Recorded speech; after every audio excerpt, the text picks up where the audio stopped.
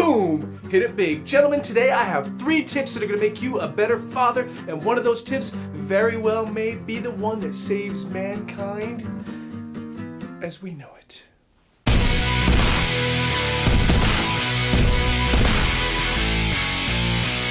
Shrink wrap the marmalade because it's gonna get fresh in here with the juice of fatherhood, baby. Today I am embarking upon a new endeavor, and that endeavor is aimed at helping you with tips and tricks of fatherhood. Sometimes we get a bum rap as fathers, you know, as men just in general, you know, especially in this day and age where it's like it's almost becoming like taboo to be a man. Like, what am I supposed to be? I want to embrace my masculinity. Don't mess with my family. I was like, ooh. Rule number 1, listen very closely. I want to make sure, because this is going to set the foundation for your life as a husband and as a father. Under no circumstances are you to buy a minivan. I know that minivans are supposed to be the vehicle of parenthood, but don't do it. You know which ones I'm talking about? I'm talking about the ones that have that sliding door.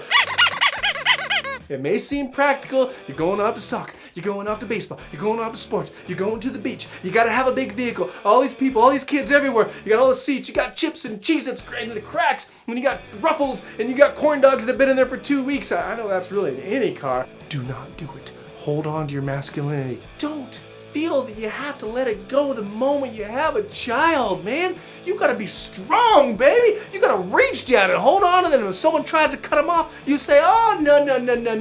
You're not cutting my off. I'm rolling in a minivan. Oh. Now I know some of you are sitting here watching this right now going, oh, I already bought a minivan. Now if you're in this position, I got some advice for you. Go down to the dealer and find the biggest monster truck that you can buy and retrofit it with baby's car seats, whatever you have to do. I know there's some new age guru that's sitting out there that he or she is gonna say that this is exactly what's wrong with our society today. That we need, to embrace our femininity, and that men, they need to kind of come into the middle, and that they have to play with Barbie dolls, and they have to kind of let go of their manhood. We have these men that are stuck in the old days, and they want to go, pounding on their chest like gorillas. I feel fine. Hey, I watch Grey's Anatomy every now and then with my wife. I mean, it's not a great show, but I watch it. I'm all about kind of embracing my emotional side, my tender side. But I can't do that in a minivan. Rule number 2, gentlemen, treat your wife like a queen. That is so important, and I know that probably should have been number 1, but I had to get the minivan thing out of the way because the minivan one is very important. As the father of 3 beautiful children, I've been blessed. Got a beautiful wife, and that bond that you share with your significant other, your wife, is so important because they're watching. Your daughters are watching because they're going to look for a man that's going to treat her that way because they think that's the right way to do things. And then your son is going to watch how you treat your wife because he's going to say, hey, that's how you treat your wife. It's a matter of walking the walk, and that's what we do as men. We walk the walk. She's the woman that let that child come out of her vagina. That white, the big old, we're talking about, it's a cantaloupe. It came out of her. I couldn't do it. I would need drugs. I would need, I don't know what I would need. She brought that miracle. She nurtured that miracle inside of her stomach for 9 months. And now, is it 10 months? I can't remember. It's 9 months in birth, but then the baby is technically inside the 9 or 10 months, whatever it is, she's doing it for a long time. You've got to show her that you are committed to her and that you are in it for the long haul, not just for her, but in it for the kids as well. Those of you out there that may not be married, some of you that may have a baby mama, some of you may have whatever relationship that you have that maybe you haven't put a ring on her finger yet, or maybe you never will because maybe she's a little crazy. I don't care if she's the spawn of Satan.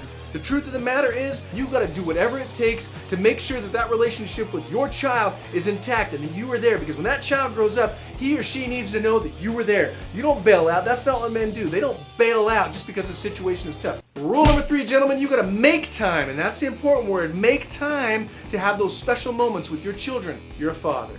You're new, and man, you got that feeling, and hopefully you were in there when your child was born, and you were crying like a baby when you were in there, and you saw that baby come into the world, and the baby just cried, and you looked at the baby and you said, oh, holy shit, I created that. You are now responsible for this little baby. sometimes, wanting to do our fatherly duties and provide for our families and go to work, we lose sight of the fact that we need to also take time to enjoy our child.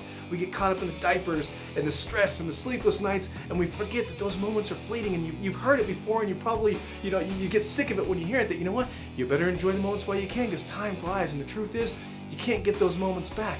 You gotta sit down with your child, you gotta look at their little fingers and look at their little toes, and you gotta look at their eyes, and you gotta stare into their soul. And when they open their eyes and look at you for the first time, or they say dad or whatever it is, man, there is nothing in this world that will take that away. You're a father now.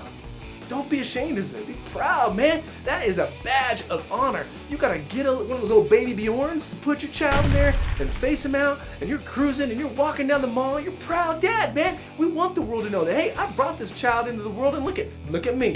Look at me. No, not look at me. Look at us. And I'm telling you, gentlemen, when you're walking through the mall, I know we love our significant other, we love our wives, but you know what? The ladies take that stuff, man. When you're walking, man, it is amazing. Man, if I had known this before I was married, I would have went and borrowed a baby and put it in the baby Bjorn and walked around the mall and by myself, and man, they come up and, oh, baby, baby, baby, baby. You're just sitting there and you're proud dad, and you're taking it in. You're like, oh, ladies, stop.